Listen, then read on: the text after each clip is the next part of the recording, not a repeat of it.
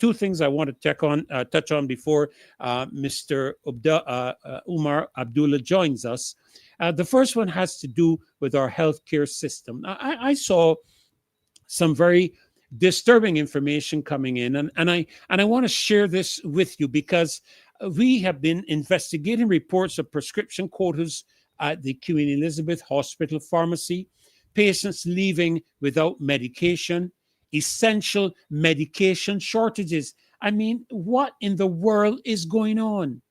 It's like every week, every day is something else.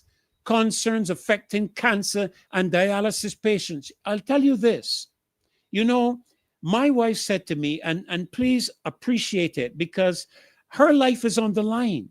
And she said to me, Ferdinand, don't take me to the QEH because I want to live. She said, don't do that. And I know it's going to cost us to go somewhere else, but I want to live and I want to know that I'm in very, very good hands. Now, I've heard some testimonies, one or two testimonies from some persons regarding some doctors. And I think it was John Ruitt that spoke about, he had a very close call as well. And he was thankful to the doctors that were there at the time. Not all of the staff, are challenged in any way, shape, or form, but a lot has to do with the administration aspect and the infrastructural componentry of the QEH. And we're giving away $220 million of property just across the street from the Queen Elizabeth Hospital that could very well serve for an extension of improvement for the QEH. And we are all right. So this should be cause for concern. I received a notice, or I received some information about a 70-year-old cancer patient that contacted the show, arrived at the QEH at 12 minutes after 8. According to that individual at the pharmacy, numbers were already gone. The numbers that you would pull to go into the pharmacy were already gone, and he therefore could not get his medication. He then went for what was supposed to be his final chemotherapy treatment. He says he was told the medication needed for his chemotherapy was not available and his treatment could not be given.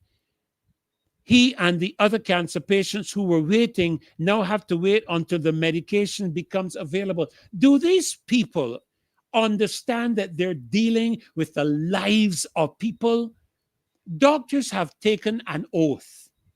And I am not reflecting, on any of the professionalism of the doctors or nurses, because I know many of them at the QEH and I know they're doing their best.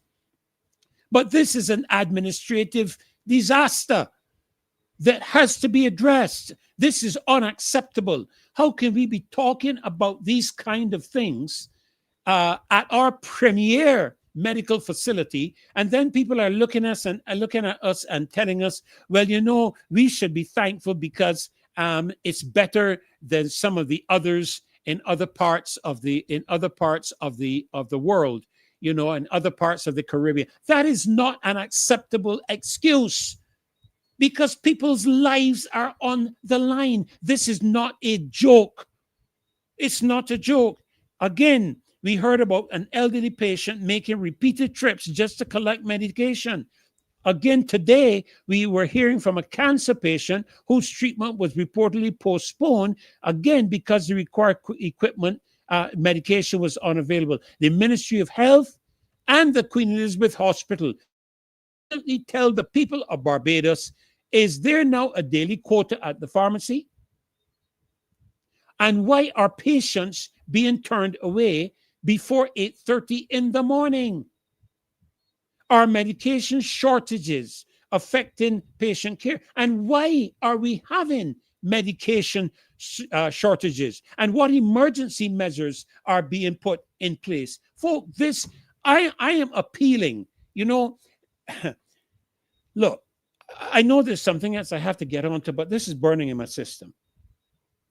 We need parliamentary representatives who are going to represent the people who elected them to office and not the political party they are part of. That is why legislation was passed to prevent people crossing the floor who, while coming through the election campaign, I may agree with certain of the processes. What you're saying then is, if I reach a point where I don't agree with you, I have to go back to the electorate and get their approval. They have already approved me, and they've approved me as a member of parliament to represent them, not you, the party, not the Barbados Labour Party, not the Democratic Labour Party, but they've elected the persons in parliament to represent the constituents, not Barbados Labour Party lackeys and DLP lackey, the constituents of the particular constituency that they have won the seat for. And so when they get into parliament and legislation is being discussed and decisions are being made, they should be standing up for the people, not for the party. And it is time we call these politicians out. This is not 1942, 1966, 1973. This is 2026. And parliamentarians have to make a decision. Are you there to represent the people of the constituency?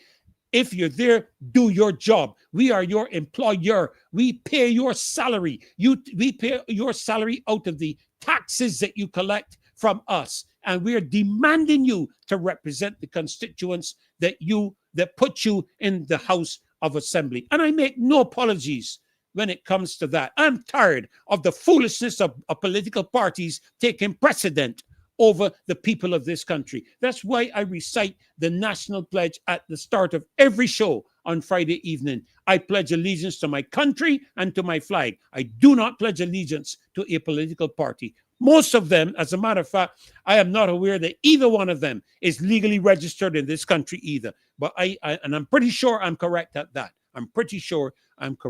But let me move on quickly to one other thing I want to touch on before my guests join me. You know, recently I've been seeing some concerns being raised about something called, I call it ACAT. That is ACAT. ACAT. And this is not a cat as in a feline. This is an acronym. And it's an acronym. Acronym. Let me get it right. It's an acronym with a specific meaning. And that it stands for the Anti-Corruption and Anti-Terrorism Agency. And my research shows some concerning aspects of this agency. And that research showed that there are some really concerning things with regards to the operation. And I want to share with you some of what I got in my research and provide you with what I observed was a political and economic, analysis of the Barbados Anti-Corruption and Anti-Terrorism Agency, ACAT or ACAT. That's what I call it. I hope I'm pronouncing it correctly, which benefited from $18 million of public funds over 5 years. This law enforcement agency was led by former Commissioner of Police, Mr. Darwin Doughton, who was removed by the former Police Service Commission on serious allegations of illegal wiretapping phones in Barbados, particularly tapping the phone of a former Prime Minister and other high-ranking police officers. This is the alleged. Remember, this is alleged. Okay, in December 2022, Mr. Doughton, the former Commissioner of Police, was appointed by the President of Barbados as the Director of the Anti-Corruption and Anti-Terrorism Agency for a 3-year term. This is now June 2026. His contract came to an end in December of last year, and the public should be updated on if Mr. Doughton's contract will be renewed for another term. And it is my understanding that even during that time, and I'm just looking at it because I want to make sure I get my information correctly. During those 3 years, it seemed as though he operated without an oversight committee in place for his entire tenure. Now, I am speaking to a government that committed itself to transparency and accountability when it ran for office in 2018. And it would appear that since that time, these matters have gone through the door. It is no longer important for them to give account and to be transparent. And I want to say this. I am becoming increasingly intolerant of the attitude of ministers of government and this government, who seem to think that they can do what they like and nobody can question them. You are working for us. You cannot go and make decisions without consultation with the employer to whom you are accountable, which are the citizens of Barbados. And let me remind this government, you are not a majority government. You are a minority government. Contrary to what the Prime Minister has said, she does not have a mandate. A mandate is when you command the majority of the electorate in the country, not the majority of the electorate who voted, who we understand was under 40% in total, of which the government got around 60-something%, which in truth and in fact means that they only got around 20-something% of the electoral vote in the country. That is not a mandate. A mandate is when you have 70, 60, 80% of the electoral capability of the country. That's a mandate. So we have a minority government. And that minority government must commit itself to transparency and accountability. ACAT received approximately $18 million in public funding since its establishment. And there is reasonable public interest in understanding how those funds were allocated, including senior executive compensation. And many public agencies disclose either individual executive remuneration or total management compensation as a part of their governance reporting. But when we carried out a search of the publicly available records, we could not find any official disclosure of Darren Doughton's salary as the Director General of ACAT. These are facts. And what this likely means is that ACAT received a lump sum operating budget from which it pays its Director General and staff, and in that case, individual salaries are not broken out in the government's personal emoluments volume. If success is measured by high-profile investigations, successful prosecutions, convictions, recovery of public funds, and measurable reductions in corruption, there is not yet sufficient enough publicly available evidence to conclude that this agency has achieved any significant impact despite an increase in public funds every year from 2022. Now, folks, this is stuff that you can't ignore. Too many Barbadians are sticking their heads in the sand, wishing these things go away. Too many of us are lackeys who are prepared to accept anything this administration does or says. And then the rest of us, some of us are too afraid to ask, some of us just don't care, and some of us have just lost interest because we feel 30 love, no point talking, because they ain't going to be listening, they ain't going to do nothing. But listen, what we need to do is come out in mass. People of Barbados need to come out in mass and protest this administration as it relates to transparency and accountability. It is not a transparent government. It is not an accountable government. Even when you look at the appointments, I don't even think, I think we have a acting DPP, Director of Public Prosecutions. I think so. I think we have an acting Auditor General. And by the way, I want to congratulate for her appointment as the first Lady Commissioner of Police in Barbados. I congratulate her for that. And I hope and pray that she does a significant job and that they're able to bring to justice all those who need to be brought to justice. But these are questions that we must ask of the government, and the government has a responsibility to answer and to give an account. Today, an official red flag is being raised as a case of state secrecy intelligence collection, government interference, and public funding can lead to a national security crisis in this country. Having rejected the sound legal advice of one of his own stalwarts, former government minister, Mr. George Payne, and the government of Barbados finds itself in another meltdown and a breach of democratic limits. Let's take a look at the government of Barbados and how they treated or managed a publicly funded government national security agency known as ACAT that received $18.2 million, its establishment 5 years ago.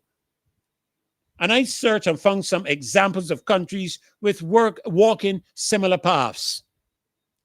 Right? Now, let me end this quickly by sharing some serious facts with you that were discovered as a financial audit and analysis was carried out on ACAT. Fact number one, ACAT appears to have been operating without a lawful oversight committee in place to govern the director's operations. There is no written parliamentary instrument appointing the several legally required oversight committee members. This is what my research has discovered. As of today, the government has not publicly published the names of the oversight committee members on ACAT's website or in readily available parliamentary or official documents. So who exactly has the director been reporting to? The only senior official publicly identified is Darwin Doughton, who serves as Director General and is responsible for the day-to-day management of the agency. He's the only senior official publicly identified. That could signify the director has been taking instructions directly from the Attorney General or the Prime Minister. I said it could signify that. Under the Anti-Corruption and Anti-Terrorism Agency Act of 2021, ACAT is not governed by a traditional board of directors like many statutory corporations. Instead, the Act establishes a 7-member committee that provides oversight of the agency. The Act specifies that the committee must consist of 1, a retired judge for 5 years, 5-year term, a retired officer of the Barbados Police Service of at least the rank of Assistant Commissioner, again a 5-year term, a retired officer of the Barbados Defense Force of at least the rank of Colonel, again for a 5-year term, a Minister of Religion, again a 5-year term, and 3 additional members with expertise in financial matters, anti-corruption matters, and public procurement matters, those 3 for 3 years on 3-year terms. So this is somewhat unusual, as many Barbados statutory bodies publish the names of their board or committee members on their website. And in my research, I could not find any official publication identifying the names of ACAT's committee members. And we are told, what was that? We are committed to upholding the highest standards of ethics and fairness. I searched the available official sites and sources, including the Online Gazette, and still could not find a published notice naming the members of ACAT's committee. Mr. Doughton's contract has now expired. Fact 2. Strong objections were raised by the former president of the Barbados Bar Association, Rosalind Smith Miller, QC, about how the Director General is appointed and excessive law enforcement powers given to the Director. The Prime Minister appoints both the Director and the Oversight Committee members without any reference to Parliament. In a stinging rebuke, George Payne warned that no one person, this is former Member of Parliament for the Barbados Labour Party, no one person should appoint all of these committee members. Well, if you are appointed and you are on a contract, then you're accountable to the person who appointed you and not to the people of this country, who you're supposed to be able to carry out your duties representing them, so that if there's any level of corruption, even at the height of the Prime Minister, that the Director should be able to take the appropriate action as independent of that individual, whoever that person may be. But let me hurry along and close on this. The third fact is that ACAT operates without parliamentary scrutiny. There is no parliamentary scrutiny over ACAT despite receiving $18 million in taxpayers' money. No committee information, no gazette notices, no government notices, no annual reports, no financial statements, no legal mechanism to summon the director. Now, listen to this. In Greece, in 2024, the Prime Minister was engulfed in the Greek Watergate scandal. The National Intelligence Service was caught using illegal predator spyware to wiretap opposition politicians and journalists. This is where they had unfettered power to appoint. In Spain, in 2022, the Prime Minister faced massive crisis when it was revealed that Spain's intelligence agency used Pegasus spyware to hack the phone of other leaders. And even in Canada, Prime Minister Justin Trudeau scrutiny during the public inquiry into the foreign interference. Intelligence leaks from the Canadian Security Intelligence Service reveal his administration allegedly ignored warnings that foreign actors were secretly meddling in Canadian elections. Well, if this is happening in all these other parts of the world, what makes people think that it's not going to happen here in Barbados? We are about to embark on the drilling of 13 million barrels of crude oil off the coast of Barbados. And I'm saying to you, I have looked, Barbados is on the corruption index and quite high here. Quite high in the Caribbean as well.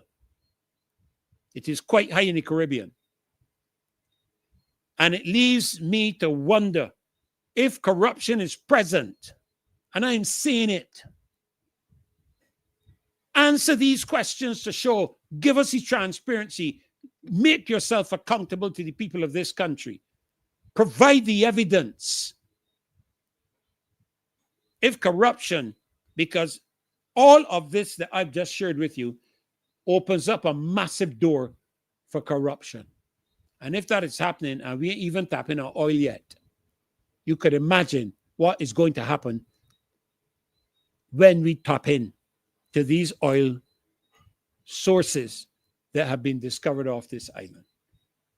The government has to answer these questions.